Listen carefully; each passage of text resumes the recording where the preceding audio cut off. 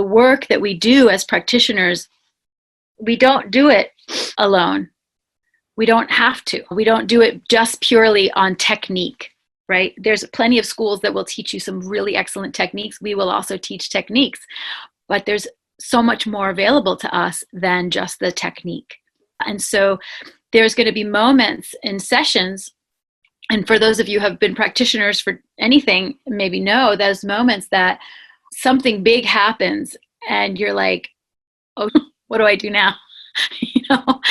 And where do we draw the intuition? Where do we draw that insight from to be able to access what needs to happen in that moment? So within shamanism, there is the belief of animism, where everything that is alive. It's alive in its own form, and it has its own life force energy.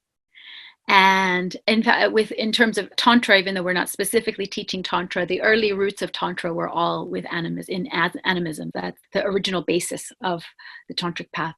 And the belief for all of us that there is an interconnected web of energy. And this web of energy is the interconnection between all things, right? And we call this the great web of life. So everything is known to be alive. Everything has a sort of a spirit to it, or can be seen as animated, and it's full of living beings that are both visible to us and also invisible. So I'm getting a little out there and esoteric with you.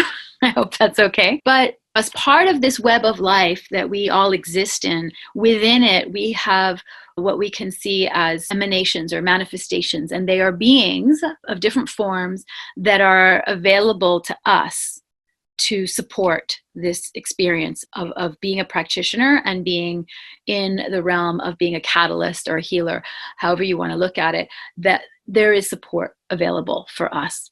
And it doesn't all have to come from up here. God forbid we bring it all from up here. And it doesn't have to come from just the things that you learned in a workshop, or that you know to do with your hands, for example. I value experience a lot, and I value technique a lot.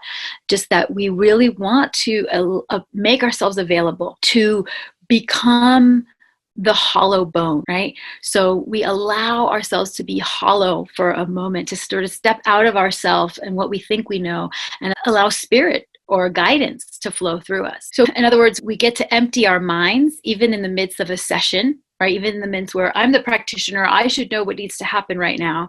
But what if you don't? And what if you allow yourself to actually be empty for periods, and empty your mind to become a clear channel, and allow those allies that are seen or unseen to work through you?